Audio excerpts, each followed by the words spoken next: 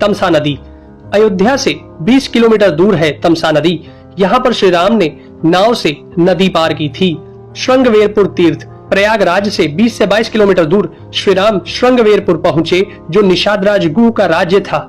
यहीं पर गंगा के तट पर उन्होंने केवट से गंगा पार करने को कहा था। श्रृंगवेरपुर को वर्तमान में सिंगरौर कहा जाता है। कुरई गांव। सिंगरौर में गंगा पार कर भगवान श्री राम कुरई में रुके थे। प्रयाग। कुरई से आगे चलकर श्री राम अपने भाई लक्ष्मण और पत्नी सहित प्रयाग पहुंचे थे। कुछ साल पहले तक प्रयाग को इलाहाबाद कहा जाता था। चित्रकूट। प्रभु श्री राम ने प्रयाग संगम के समीप यमुना नदी को पार किया और फिर पहुंच गए चित्रकूट। चित्रकूट वह स्थान है जहां श्री राम को मनाने के लिए भरत अपनी सेना के साथ पहुंचे थे, क्योंकि राजा दशरथ का देहांत हो चुका था। भरत ने यहाँ से श्री राम की चरण पादुका ले जाकर उनकी चरण पादुका रखकर राज्य किया था। सतना। चित्रकूट के पास ही सतना यानी मध्य प्रदेश में स्थित अत्रि ऋषि का आश्रम था। हालांकि पत्नी अनुसुईया के साथ महर्षि अत्रि चित्रकूट के तपोवन में रहा करते थे, लेकिन सतना में रामवन नामक स्थान पर भी श्री राम रुके थे, जहां ऋषि अत्रि का एक और आश्रम था। दंडकारण्य। चित्रकूट से निकलकर श्री राम घने वन में पहुंच गए। असल में यही था उनका वनवास। इस वन को उस काल में दंडकारण्य कहा जाता था। मध्य प्रदेश, छत्तीसगढ़ और महाराष्ट्र के कुछ क्षेत्रों को मिलाकर दंडकारण्य था। दंडकारण्य में छत्तीसगढ़, उड़ीसा, तेलंगाना एवं आंध्र प्रदेश राज्यों के अधिकतर हिस्से शामिल थे। दरअसल उड़ीसा की महानदी के इस पास से गोदावरी तक दंडकारण्य का क्षेत्र फैला हुआ था। इसी दंडकारण्य का ही हिस्सा है तेलंगाना का एक शहर भद्राचलम। गोदावरी नदी के तट पर बसा यह शहर सीता रामचंद्र मंदिर के लिए प्रसिद्ध है। यह मंदिर भद्रगिरी पर्वत पर है। श्री राम ने अपने वनवास के दौरान कुछ दिन इस भद्रगिरी पर्वत पर ही बिताए थे। स्थानीय मान्यता के मुताबिक दंडकारण्य के आकाश में ही रावण और जटायु का युद्ध हुआ था और जटायु के कुछ अंग दंडकारण्य में आकर गिरे थे। दुनिया भर में सिर्फ यहीं पर जटायु का एकमात्र मंदिर है। दंडकारण्य वन अब सिमटकर वर्तमान में भारत के छत्तीसगढ़ राज्य में ही रह गया है। पंचवटी। नासिक।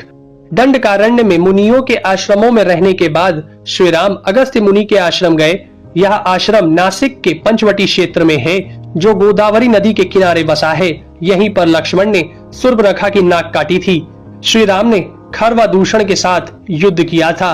गिद्धराज जटायु से श्री राम की मैत्री भी यहीं हुई थी। वाल्मीकि रामायण अरण्य कांड में पंचवटी का मनोहर वर्णन मिलता है। सर्वतीर्थ।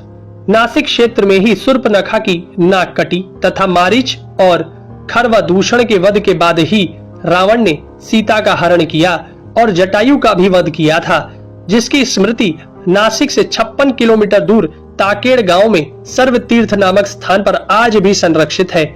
जटायु की मृत्यु सर्वतीर्थ नाम के स्थान पर हुई, जो नासिक जिले से इगतपुरी तहसील के ताकेड़ गांव में मौजूद है। इस स्थान को सर्वतीर्थ इसलिए कहा गया क्योंकि यहीं पर मरणासन्न जटायु ने सीता माता के बारे में बताया। राम जी ने यहाँ जटायु का अंतिम संस्कार करके पिता और जटायु का श्राद्ध तर्पण किया था। पर्णशाला। पर्णशाला तेलंगाना के खम्माम जिले के भद्राचलम में स्थित है। यह रामालय से लगभग 1 घंटे की दूरी पर स्थित है। पर्णशाला को पंचशाला या पंचशाला भी कहते हैं। पर्णशाला गोदावरी नदी के तट पर स्थित है। यही वह स्थान है जहां से सीता जी का हरण हुआ था। हालांकि कुछ मानते हैं कि इस स्थान पर रावण ने अपना विमान उतारा था। इस स्थल से ही रावण ने सीता को पुष्पक विमान में बिठाया था, यानी सीता जी ने धरती यहाँ छोड़ी थी। इसी से वास्तविक हरण का स्थल यह माना जाता है। यहाँ पर राम सीता का प्राचीन मंदिर है। तुंगभद्रा। सर्वतीर्थ और पर्णशाला के बाद श्री राम लक्ष्मण सीता जी की खोज में तुंगभद्रा तथा कावेरी नदियों के क्षेत्र में पहुंच गए। तुंगभद्रा एवं कावेरी नदी क्षेत्रों के अनेक स्थलों पर वे सीता जी की खोज में गए। शबरी का आश्रम। श्री राम और लक्ष्मण सीता की खोज में तुंगभद्रा और कावेरी नदी को पार करते हुए चल दिए। जटायु और कबंध से मिलने के पश्चात वे ऋषिमुख पर्वत पहुंचे। रास्ते में वे पंपा नदी के पास शबरी आश्रम भी गए, जो आज केरल में स्थित है।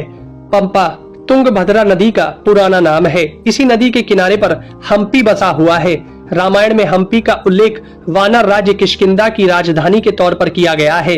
केरल का प्रसिद्ध शबरीमलय मंदिर तीर्थ इसी नदी के तट पर स्थित है। ऋषिमुख पर्वत। मलय पर्वत और चंदन वनों को पार करते हुए वे ऋष्यमुख पर्वत की ओर बढ़े। यहाँ श्री राम ने हनुमान और सुग्रीव से भेंट की, सीता जी के आभूषणों को देखा और बाली का वध किया। ऋष्यमुख पर्वत वाल्मीकि रामायण में वर्णित वानरों की राजधानी किष्किंधा के निकट स्थित था। ऋष्यमुख पर्वत तथा किष्किंधा नगर कर्नाटक के हम्पी जिला बेल्लारी में स्थित है। पास की पहाड़ी को मतंग पर्वत माना जाता है। इसी पर्वत पर मतंग ऋषि का आश्रम था जो हनुमान जी के गुरु थे। कोडिकरई। हनुमान और सुग्रीव से मिलने के बाद श्री राम ने वानर सेना का गठन किया और लंका की ओर चल पड़े। तमिलनाडु की एक लंबी तट रेखा जो लगभग 1000 किलोमीटर तक विस्तारित है। कोडिकरई समुद्र तट वेलांकनी के दक्षिण में स्थित है, जो पूर्व में बंगाल की खाड़ी और दक्षिण में पाल्क स्ट्रेट से घिरा हुआ है। यहाँ श्री राम की सेना ने पड़ाव डाला और श्री राम ने अपनी सेना को कोडिकरई में एकत्रित कर विचार विमर्श किया, लेकिन श्री राम की सेना ने उस स्थान के सर्वेक्षण के बाद जाना कि यहाँ से समुद्र को पार नहीं किया जा सकता और यह स्थान पुल बनाने के लिए उचित भी नहीं है। तब श्री राम की सेना ने रामेश्वरम की ओर कूच किया। रामेश्वरम समुद्र तट एक शांत समुद्र तट है और यहाँ का छिछला पानी तैरने और सन बाथिंग के लिए आदर्श है। रामेश्वरम प्रसिद्ध सनातन तीर्थ केंद्र है। भगवान श्री राम ने लंका पर चढ़ाई करने के पहले यहाँ भगवान शिव की पूजा की थी। रामेश्वरम का शिवलिंग श्री राम द्वारा स्थापित शिवलिंग है। धनुषकोडी या धनुषकोटी। 3 दिन की खोजबीन के बाद श्री राम ने रामेश्वरम के आगे समुद्र में वह स्थान ढूंढ निकाला जहां से आसानी से श्रीलंका पहुंचा जा सकता हो। उन्होंने नल और नील की मदद से उक्त स्थान से लंका तक का पुनर्निर्माण करने का फैसला लिया। धनुषकोडी भारत के तमिलनाडु राज्य के पूर्वी तट पर रामेश्वरम द्वीप के दक्षिणी किनारे पर स्थित एक गांव है। धनुषकोडी पनबन के दक्षिण पूर्व में स्थित है। धनुषकोडी श्रीलंका में तलेमन्नार से करीब 18 मील पश्चिम में है। इसका नाम धनुषकोडी इसलिए है कि यहाँ से श्रीलंका तक वानर सेना के माध्यम से नल और नील ने जो पुल यानी राम सेतु बनाया था, उसका आकार मार्ग धनुष के समान ही है। इन पूरे इलाकों को मन्नार समुद्री क्षेत्र के अंतर्गत माना जाता है।